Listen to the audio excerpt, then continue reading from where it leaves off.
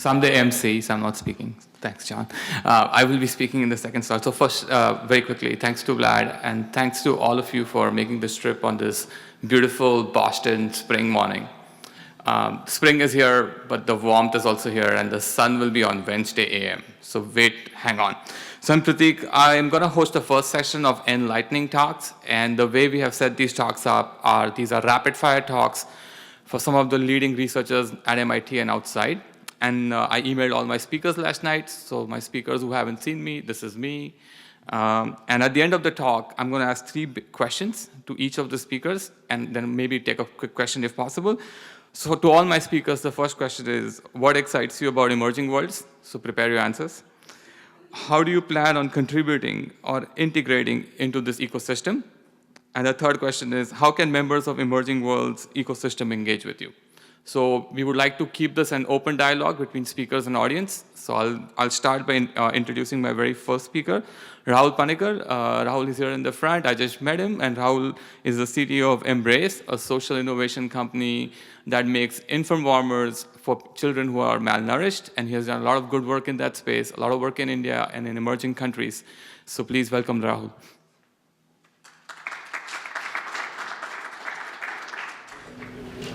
So when Ramesh asked me to come over and talk about some opportunities that, well, I'll give some background. I've been living in India for the last 7 years or so. Before that, I used to be at Stanford. I got my PhD there, and I'm an alum of the D School at Stanford. There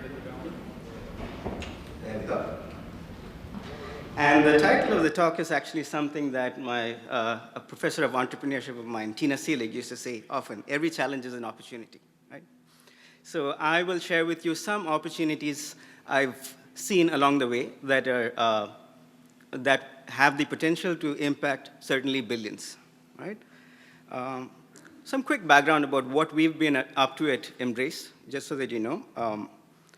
We help low birth weight and premature babies. Okay? That's a very low birth weight and premature baby out there. That's a low birth weight baby, particularly low birth weight, and these babies have trouble maintaining their body temperature. There's about 15 million of them born world over every year. About 3 million of them die. That's roughly 6 babies a minute. This is the sort of care they need, an incubator. This is often what they get. That's an incandescent lamp. This is a rural hospital in Rajasthan. And to solve this problem, we developed the Embrace infant warmer. It looks like a little sleeping bag, except that it uses what's called a phase change material to maintain constant temperature with or without electricity. So this can work with hot water if you don't have electricity. And it can be, as you can see, it can be used by the mother's bedside. For the audience out there, most importantly, I think this started as a class project. Okay? When we were students at the D School, that was us prototyping out there. When we thought we had an interesting solution and we couldn't find anyone else to take it forward, actually, that's when we decided that we should do something about this. Long story short, in 2012, we launched the product. So it's been it's been about 4 years now. And in these last 4 years, we've reached about 200,000 babies in 15 countries. And we recently got our first purchase order from the World Health Organization for using these devices to help babies of Syrian refugees in refugee camps in Jordan. Okay? So with that, I'll go on to some opportunity areas that I've seen along the way. Right? Background, quick observations.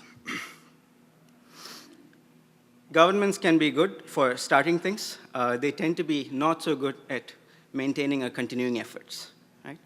I point this out because we should acknowledge what they're good at. And secondly, this is where automation technologies have lots of potential. Right? When something needs maintenance, okay? Whether it's maintaining records or whether it's maintaining infrastructure. Tracking is something that is particularly amenable to automation. Right?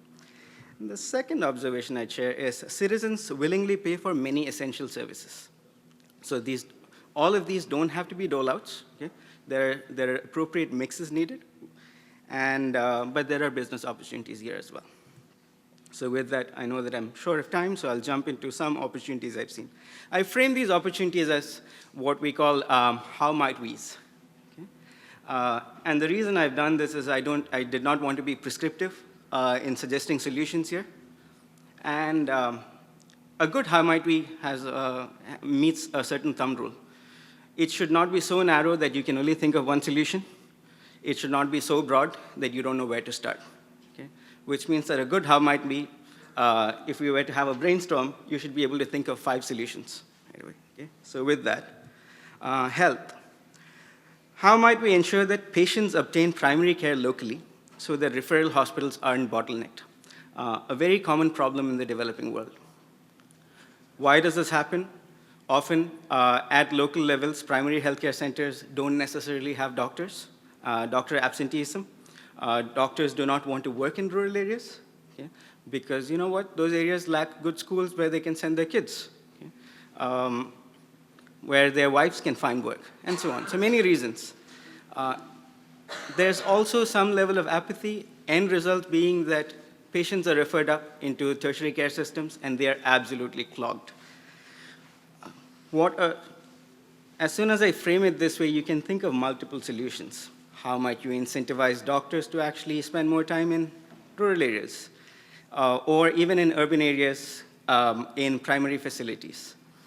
How might you actually, if you look at it, clinical medicine is fundamentally a decision-making process, right? It's about looking at symptoms and deciding from among all possible outcomes of diagnosis which particular illness is it, and then from there deciding what's the appropriate course of treatment. Again, something that can be algorithmized. Would it be possible to actually build a completely automated primary healthcare center that's actually operated by a nurse to provide patient interface? There's a range of solutions possible to the problem, right? And this can transform lives for easily north of billions. Different sector, transportation. Those of you who've traveled in India have faced the nightmare traffic in the cities there. Okay? How might you ensure that commute inconvenience is minimized? And I'll give a few examples here. A friend of mine actually who's a traffic engineer did this analysis in Bangalore. Our cities in India are fond of constructing flyovers, widening roads. His analysis showed that to ease the traffic congestion in Bangalore, you do not need to build any more roads. All you got to do is fix the potholes on the roads. Okay? That will solve the traffic problem in Bangalore. Okay? But that's not what's done. So many possible solutions here of how to deal with traffic, the commute. Is it possible to eliminate commute? Okay? Do people necessarily have to commute at the same time? Okay? Can work hours be changed? Do people have to actually go to office to work? Whole host of solutions possible. Many of these are also market opportunities. Sanitation, this is something I face on the street myself. How might we ensure that a well-intentioned citizen finds it easy to dispose of trash without littering? Turns out that, so my building has garbage segregation, but I've seen when the garbage collection happens, the guy comes and collects all 3 bins and puts it in the same trash. So there's no real recycling going on there. You walk on the streets, if there are trash cans, they're running over. Sometimes the trash cans get stolen, and often there aren't any trash cans. Right? And then some of it is also behavioral. We don't have let me put it this way, lots of people have a culture of littering. I've seen this often, it annoys me. Our Prime Minister recently issued the Swachh Bharat Abhiyan, which is basically, can we keep India clean? So it's a mix of, so there are technology solutions, there are people solutions. Suitable mix is needed. Water. How might we ensure that lower middle class homes can have affordable access to clean water when the government supply cannot be trusted? Okay. And there's lots of stuff going on here because there are tanker trucks. There are tanker trucks that come supply water. Quality of the water is uncertain though, and often they're illegally dug up from bore wells. You can go all the way to home-based reverse osmosis systems that a lot of companies make money on. I will skip over this because I'm short of time, and I'll go to education, yet another sector. How might we ensure that children get a good education without losing out due to teacher absenteeism? Very common problem. Okay? How do we ensure that quality teachers are available to students and that the students' dependence on teachers' presence is reduced? Again, many solutions possible. I'll wind up with this, and I'll leave you with two quotes that I found useful along the way. Most of the problems we see in emerging worlds have their roots in fundamental inconsistencies in how we run things, right? And I think Edward O. Wilson at Harvard put this beautifully when he said the real problem of humanity is the following, that we have Paleolithic emotions, medieval institutions, and godlike technology. Right? And the last one I leave you with goes to Proust, who said the real voyage of discovery consists not in seeking new landscapes, but in having new eyes. Thank you.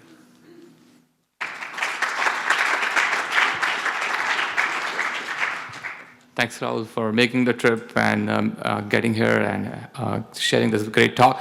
In the interest of keeping this on track, I know Iyad is here, Cynthia is here, and I want to make. I'm sure many people have many other events that they are trying to get to. So when you are speaking, if you look in the AV corner, Mrinal and the AV person there will raise their hands when you have 1 minute left. So that's how we will keep this on track. So I also want to take the opportunity to introduce Cynthia. Cynthia is from Social Robots. Co-founder of Jibo, which many of you know, the first social robot that lives in homes. And she's today going to talk about her Curious Learning platform, which is a mobile phone-based global literacy platform that allows kids to learn in real time using algorithms. Cynthia, take it away. All right, it's a pleasure to be here. I wanted to begin by just acknowledging how lucky we all are, right? We all had quality schools we could go to with talented teachers. We have, many of us, all of us, a world-class education, fabulous careers, which we can meet here and talk about having impact in the world, right? And in my work, so I'll talk about robots. In my work, as time has gone on, I've been finding a lot of my work has been focused on thinking about education technologies for children. And especially I've been thinking a lot about early childhood learning. And a lot of this began thinking about how do we address the inequality of kindergarten readiness in the United States. So been looking at robots, have been looking at other technologies such as mobile devices. And I began some fabulous collaborations with experts at Tufts University who are experts in the cognitive neuroscience of how the brain learns to read and in creating very compelling, effective innovations for doing that. And as time gone on, I've been thinking about, well, so education now, right, it's a basic right. And so much of my work to date had been focused on developed countries. And so this project is definitely thinking about how you could expand technologies and innovation to developing countries and to children who are the most underserved by combining community of world-class talent in science and engineering as well as stakeholders out in these communities. Okay, this looks promising. Here's the first slide. So over time, I've been thinking a lot about how do we help educate and bring education to children like this, where technology is provocative intervention because basically the landscape of the world is that, internet connectivity, the price of these devices is plummeting. But the challenge, of course, is how do you design, for these kinds of kids, right? So hundreds of millions of children can't get a quality education, from as basic as they can't go to school. There's no school near them to attend. They have no adults or teachers around them who can teach them basic education skills like literacy. So this led to a provocative question, which is, if children are either in the situation where they have no access to schools or perhaps are going to an inadequate school where there may be a ratio of 60 to 100 children to one teacher, or as we learned in the last talk, teacher absenteeism. So here's the provocative question, which was, can children actually teach themselves? Can they learn to read on their own if they're empowered by the right kind of intervention? And I think this right kind of intervention is fundamentally technology-based, and we're leveraging mobile devices for the reason I just said. And that led to this initiative, which is called Curious Learning. And I think we just have to acknowledge it is a radical rethinking of what education and learning is. in the situation. So much of our education assumes this teacher lecturing sort of model. But now we have children who must learn together, enabled with the right kind of intervention that needs to bring them the right kinds of learning experiences, do the right kinds of assessments, to be able to make sure that they're getting a quality outcome over time. So how do you do this? So just acknowledge again, we'd have no idea how to do this. And so it's not really a question of creating tablets with content and putting them out there. You have to actually create a platform to understand how you even create this kind of content assessments in the first place. So the Curious Learning Initiative is both a collaboration and a model of teams of people as much as it is a platform for technology. So we have on the content side developers. These could be third-party developers of educational apps. These could be teachers. These could be academics like us who want to create new kinds of content. It's a collaboration of research institutions. We have some listed here, and this is a growing institution of world-class innovators and scientists, and understanding how the brain learns to read. And it's our deployment partners in the field in various countries that I'll tell you about, as well as a nonprofit we formed called the Curious Learning Nonprofit, who's really responsible for bringing and coordinating all these activities together, both the technology platform as well as managing the relationships and the data collection. So here's what it looks like. We have content coming from content developers. These are literacy apps. We have expertise within the nonprofit to be able to curate and evaluate the quality of these apps so that everything that goes on the tablets are vetted of quality. We can give feedback, oops, we just lost that, back to the app developers to make that happen. Within the field, the Curious Learning Nonprofit forms relationships in various countries. We work with deployment partners to access children in these communities of all these different types, no schools, inadequate schools, even poverty area schools in the United States. We've explored quality of learning if you're in a preschool, both if you're outside the preschool in the developing world as well. So we have these deployments. From that, we have high-resolution longitudinal data that's getting captured by these tablets. So this is very much a big data-driven initiative. We have a unique corpus right now of data of how children all over the world in these most under-researched situations are learning with this tablet to really try to understand fundamentals of what does this look like? What does child-driven, curiosity-driven look like in the field? How can we create the right kinds of interventions and the right kinds of assessments that are going to be effective for children in the field as learners? And how can we feed those insights back to the content developers? So this becomes a whole research, innovation, technology platform harnessing the world's most talented minds and innovators to solve this global problem. So that's what we're doing. We're currently deployed in the following countries, 6 countries. Ethiopia, an example, and Uganda, examples of countries where we're in communities where the kids have no access to school. South Africa, examples of schools of 100 to 1, literally student-to-teacher ratios. India, remote areas as well in urban slums, recently extending into Peru.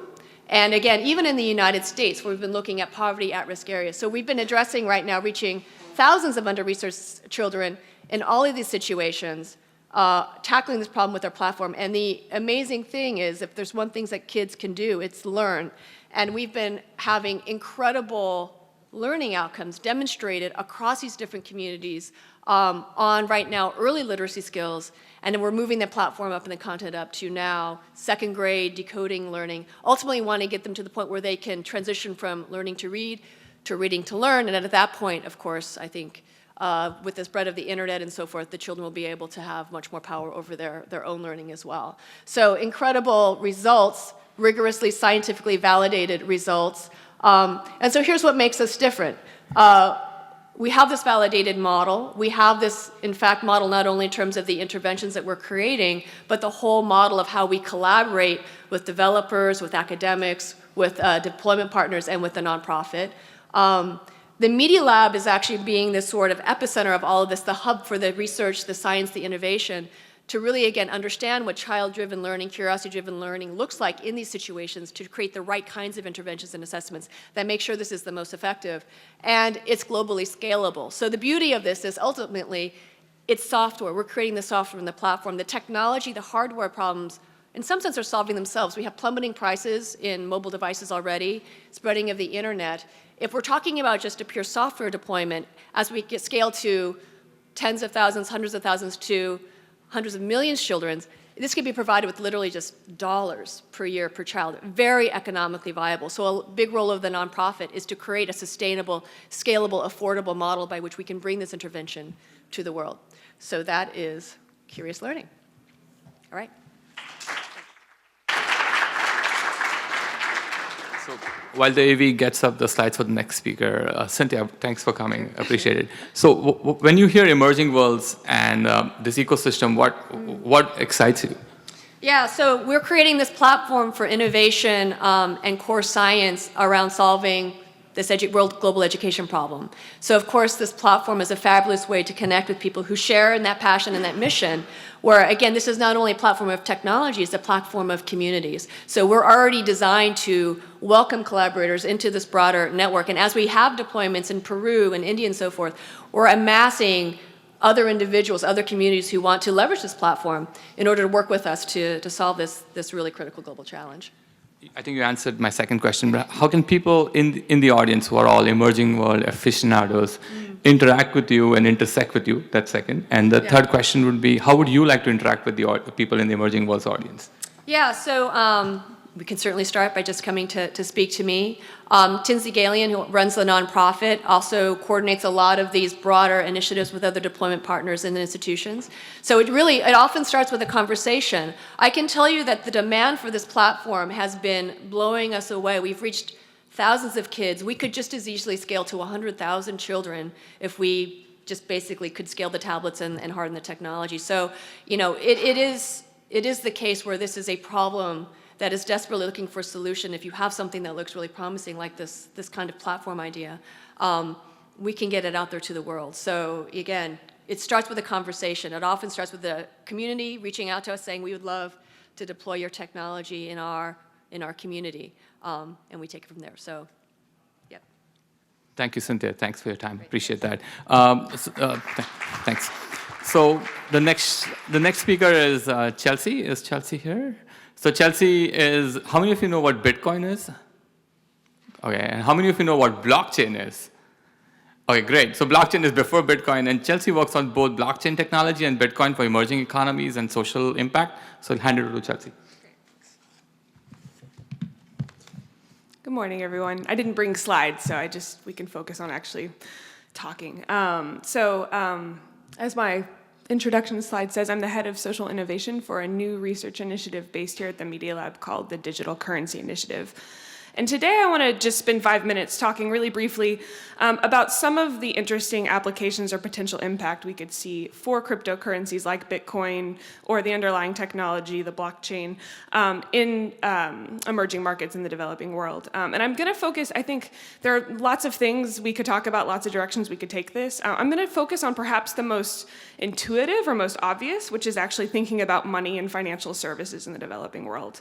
And to think about that, I think it's first probably important to think and reflect on how we have historically thought about providing financial services in emerging markets. A lot of that conversation has focused on this idea of financial inclusion. Financial inclusion, what does that mean? What are we including people in?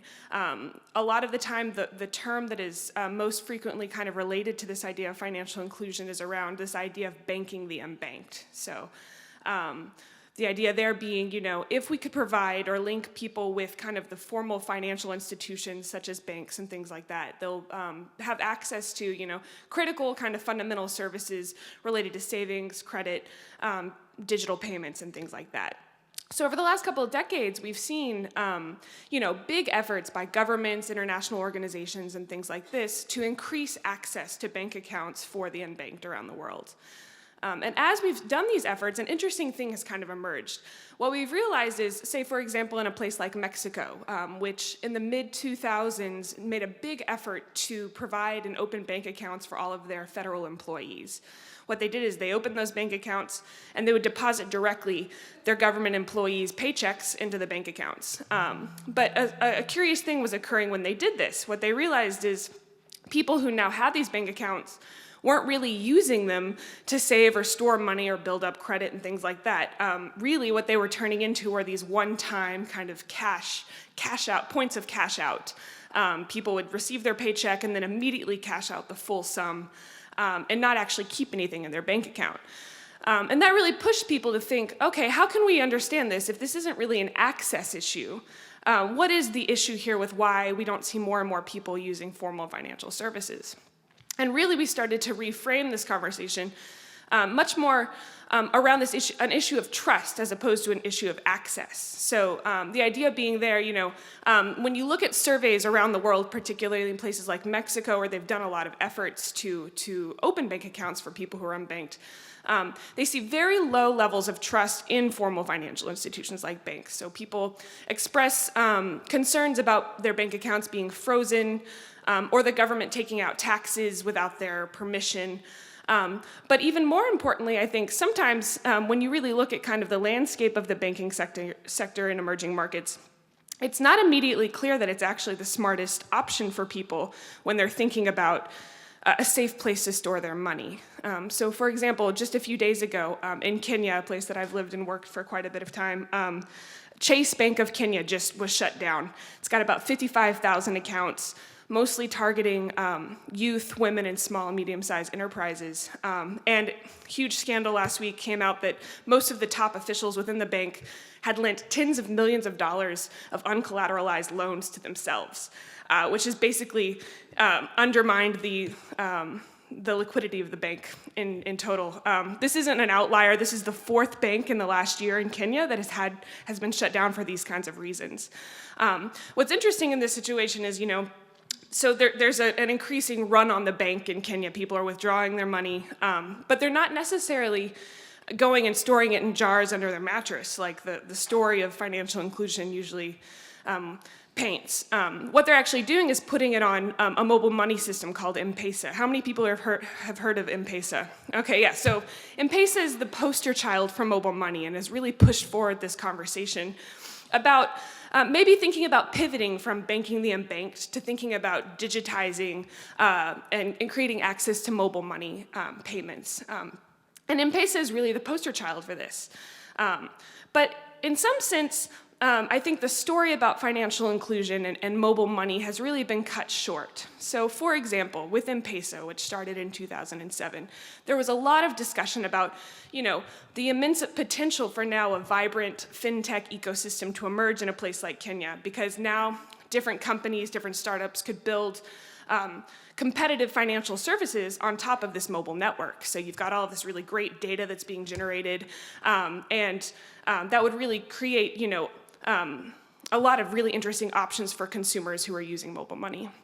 What we've seen, though, especially in the last 4 or 5 years, is M-Pesa, and particularly Safaricom, which is the telecom operator that runs M-Pesa, is fiercely anti-competitive. So they're known for trying to acquire startups who are building services that might be value-added services on top of their platform.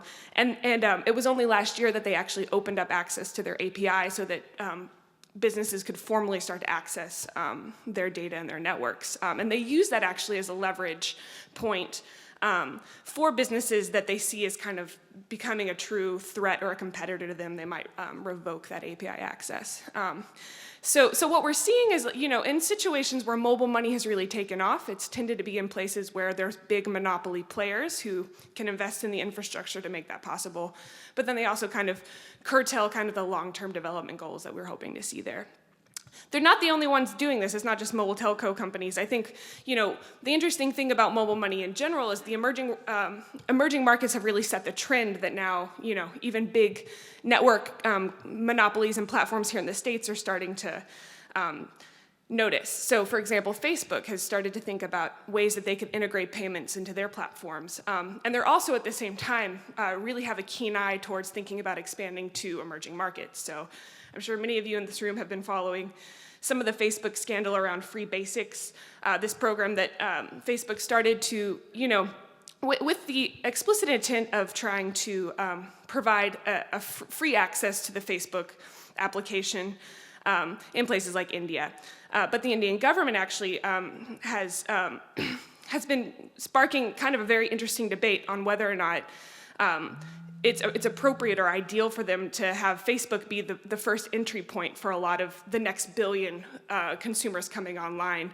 There's worries, again, about of network effects and monopoly capture of these types of services. So I think as these developments have been happening over the last couple of years, there's this really interesting kind of debate going on. It's clear that the next billion people that are going to be coming online are going to be in emerging markets, but on what terms are they going to come online? And this is where I think Bitcoin is a very interesting kind of case study or project to look at. So Bitcoin, we won't go too much in the details here, but Bitcoin offers a really interesting kind of counterexample for thinking about how you could grow networks without necessarily having a monopoly player have to invest in those resources. So how can you think about crowdsourcing resources to grow and secure a network and keep that data open in a way that provides for a very vibrant ecosystem to emerge. So I'm getting cut off, so I'll stop there. But the key idea here is Bitcoin is not perfect. There are a lot of limitations to it, but it's opened up a whole new field of study, thinking about how now we could make digital infrastructures that look much more like public commons as opposed to monopoly platforms. Thanks. Appreciate it. It's a 5-minute session, so I appreciate all the speakers bearing with me. I love to hear all of you for hours. So Chelsea, this is fantastic. So we all know Bitcoin and blockchain are primarily currency-driven initiatives, but what about other transactions which are not money, like land records, government transactions, which have historically been captured on paper, or there's no digital way to capture it and store it? Sure, I mean, so that's another hot topic that we talk about a lot. The reason I didn't talk about that is because I think it takes a lot more than 5 minutes to actually go into it, because I think a big thing with a lot of these other applications people talk about is I think there's an overemphasis on the benefits of digitization and not so much specifically about how cryptocurrency could help. There are interesting things, but there are a lot of caveats that you don't get in 5 minutes. But yeah, interesting areas to explore. Am I done? Okay, thanks. Thank you, Chelsea. Appreciate that. Next up, we have Fady Saad, and Fady is he here? Oh, there he is. Okay. And MassRobotics, am I getting it right? Co-founder and former Sloan Fellow, STM. Okay, so Fady's here, and he's going to talk about some of his work with the emerging world ecosystem. All yours.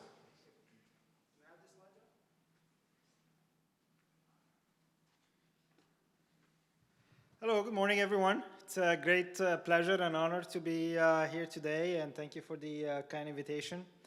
I was born in Egypt, raised, educated in Egypt, and I have seen many great ideas and amazing, talented people fail.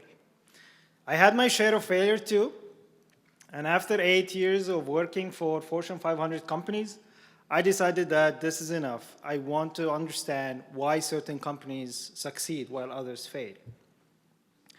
I was very much motivated by the fact that organizations and companies are the vehicle that can take an innovation or a technology and actually translate it to the real world and have a great impact. And unless we have the right organization, it's very hard to scale and spread certain technology or innovation to multi-million people or billions of people. So in 2011, I quit my job and I came here to MIT with one mission in mind, to understand and model companies, and more specifically startups, as complex systems. And why complex systems?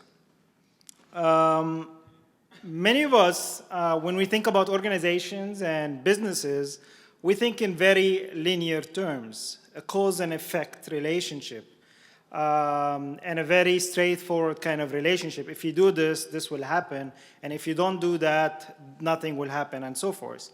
But the reality is, companies and businesses are much more complex than that. They are very nonlinear, and they have very complex dynamics with lots of delays and lots of emerging properties that we cannot predict and we cannot plan for. Something like that. It's very complex, it's very messy, and most of the time it's very hard to understand even. So together with Professor from Sloan School of Management and Engineering Systems Division, we went through hundreds of studies that were done over the last 10 years. And we tried to understand what are the most important internal success factors. And out of 30 factors that very common and most cited, we came to realize that 5 are very critical and very important. The first one is the founding team strengths, and this is a very loaded kind of factor. It's basically a combination of the backgrounds of the core team, the kind of education they have, the kind of networks they are connected to, the kind of diversity and the kind of complementary they have between each other. The second factor is the firm attractiveness. And this is a measure of how attractive is your company for your potential customers to do business with. And most importantly, how attractive is it for young talent to join your company? Think of Google, think of Amazon. They have much more demand for talent rather than what they can, the actual positions they can offer. So how attractive your company is very important. The image, the repetition, all of that is very important. The third factor is your product quality, or more generally, your product attractiveness. How attractive is your product? And this is not only a measure of if it works or not. It's a measure also of the kind of need it fulfills and how elegant is it. Think of the iPhone. Think of products that we deal with every day that we just have emotional contact with. The fourth thing is the service quality. So after you sell this product, do you provide the right service for it? Do you have the right organizations for it or not? And the last one is the short delay between your product development and the kind of sales and marketing activities you do and the kind of feedback that you get from the market. After we did all of that, we were not satisfied. We developed a simulation model to simulate a startup embedded in a geographical ecosystem because we wanted to understand what's the impact of the environment on a startup. And we took one startup from the city of Boston, and we simulated the startup in Boston, and then we simulated the same startup, but embedded in an ecosystem like Cairo or Egypt. We fixed all the internal assumptions, all the decisions, everything. The only variable was the external factor. And I expected, obviously, lots of differences, but the results were mind-blowing. And out of 15 factors that are usually cited by the World Bank and the Global Entrepreneurship Monitor and the World Economic Forum, we realized that 4 factors in the environment are very, very, very important. The first one is the institutions, and this is a mix of the public institutions and the private institutions. This has to do with the rule of the law, the law enforcement, the intellectual property regulations, all of that. The second one is fear of failure, and this is function of the culture. Some cultures, if you fail, it's a badge of shame. So for example, in Egypt and in many countries in North Africa and Middle East, probably if you fail, it's very hard to start a new company again. While the US did a great job in embracing a culture of failure. It's fine to fail and fail fast. And if you fail, you can learn and so forth. The third factor is the labor market efficiencies. And this has to do with how efficient you can get the needed talent and the relationship between the employees and the employers. The fourth thing is the market size and the industry you are in. Are you tackling a very small market or you are tackling a large market? And luckily, the Emerging World Initiative is tackling multi-billion people problems, which is great news. Finally, I want to conclude with one thought I always believed in is innovation is not only about developing technologies and coming up with great ideas. I think innovation also is about creating the right organizations and the right companies that can translate those innovations into the actual world. Thank you very much. Thank you. Thanks, Fady. So while we all love startups and clearly you're very interested in them as well, we think of emerging worlds as like these billion-dollar problem statements that are solved by thousands of people in a huge platform versus just one startup company tackling it. What are your thoughts on platform-based initiatives which can solve these problems versus individual startups solving them? Could you repeat the question? So my question was that while startups make a huge impact, and we know that startups are important, et cetera, and they're great, but one of the things that we do in emerging was that we want you to comment about is that we are building a platform where multiple startups can plug in, and the platform itself could be one initiative that can launch everything together and hold them together. So what are your thoughts about these kind of initiatives? Yep. So the way I see it is as many times I mentioned in the talk, it's not about startups, it's about organizations. And organization is the larger term that we should understand these kind of things. Basically, a group of people coming together with computers, with more resources and ideas, and how all of those kind of network of people and resources can work together. A startup is only a subset of an organization. So I think it's very important to understand this, and I liked Ramesh's comment early on about looking at in the emerging world. It's not enough to look at startups because the dynamics and the problems are very different. Thank you, Fady. Appreciate that. Our last speaker for the session, and then for this session, at least for my session, and then we have a very exciting announcement after that session. Please keep tuned in. Iyad, our second newest faculty member, before Kevin came to the building, is here. Iyad leads a Scalable corporation group, which uses large social networks to solve big problems, and also is leading the extended, not artificial, extended intelligence initiative at the Media Lab. Iyad. Thank you. I also don't have slides, so excuse me. I just want to sort of use this opportunity to talk about a few things that I think are important to think about and to keep in mind as we think about emerging worlds. So I come from Syria originally, from Aleppo, which is a city currently decimated by war as we speak. There is a brief ceasefire, but we don't know if it's going to last for long. My brother's house has been bombed, my mom's house has been bombed, and so on. At the same time, I spent the last 10 years living in Dubai, a city in the same region, very similar people, exactly the same culture, but somehow it's thriving and it's doing well, and it's a safe place to do business, and it's a safe place for East and West to meet. And I think that that speaks to the power of institutions, because the culture is very similar. Okay, so I think institutions play an important role in fostering innovation, in kind of creating an environment where investments can be safe and people can take risks, while making sure that knowing the fact that their hard work will not go to waste. Another thing that lesson that I've learned through observing what's been happening in Syria as well, is that as kind of government collapses and as society collapses, people somehow manage to survive without any infrastructure available to them. So I have an auntie now living in Aleppo. There's for 6 months there was no water, no electricity, no gas, because the power stations have been bombed, water supplies have been contaminated, and so on. But somehow people manage, right? In the most adversarial environment, people manage to survive and thrive, and they're communicating. She communicates with my mom every day. My mom lives in Dubai now. And somehow life goes on. And I think that speaks to the power of human beings in kind of making the most of what they have. So one of the things that happened is a whole kind of ecosystem of alternative energy provision. Trucks walking around with generators, with petrol-powered or diesel-powered, that will give you a few hours of electricity, and then they'd move on to the next suburb and so on. And this is kind of completely privately driven. Sometimes it's price gouging, of course, but somehow society figured out a way around this. Even things like, there are snipers around. People put signs up, completely new kind of sign system emerged that is completely citizen-driven, that where allows people to share information, like, careful, there's a sniper on the left, take the right route.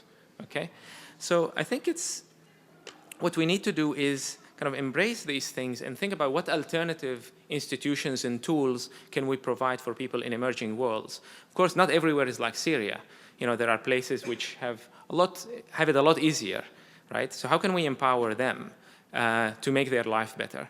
And I think the wrong analogy is to kind of develop things in the West completely for the West, and then say, okay, well, there's a trickle down of these technologies to the emerging world. I think we need to design for the emerging world because they have very different problems. They have a very different trajectory. And I'm a fan of a cultural anthropologist who's now at Harvard called Joe Henrich, who wrote a very, very famous paper in social science called The Weirdest People in the World. And what he said is most of the things we know about human behavior, human needs, and kind of social processes that influence all of this ecosystem are based on weird people. And by weird people, he means American undergraduate students who are normally the predominant participant in most studies that taught us about human behavior. So why are they weird?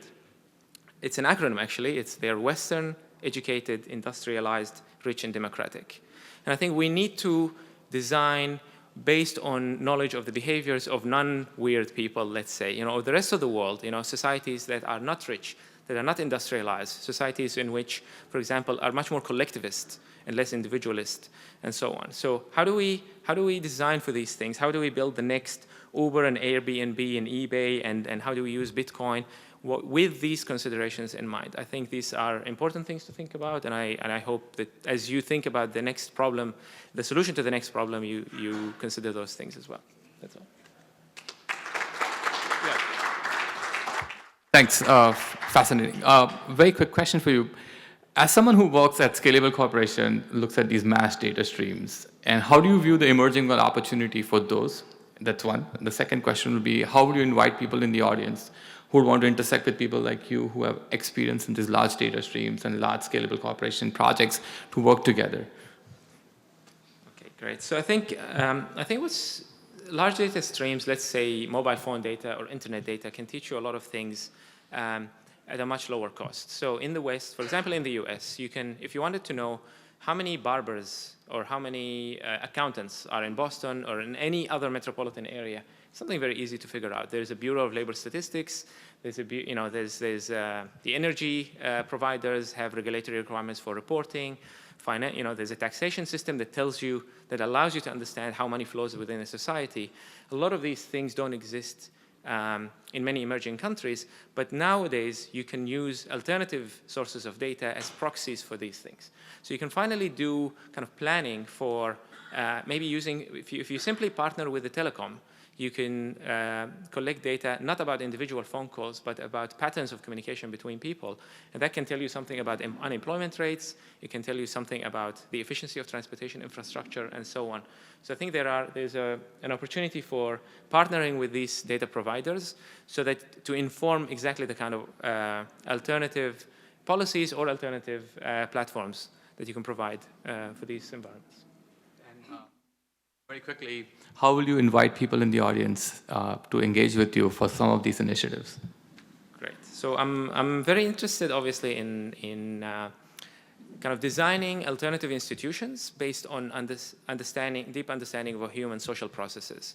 So if you have a problem that you think could benefit from kind of underlying incentive schemes for people to work together to form cooperatives and so on, and what kind of technology can support this, creation of alternative institutions in places where the existing institutions are not as functional or not as reliable, I'd be very interested to talk to you. Thank you. Thank you, Iyad, and thanks to all my speakers. 5-minute talks are the most stressful. They're neither 8 nor 15. So I'll hand it over to Ramesh to take over for the next session.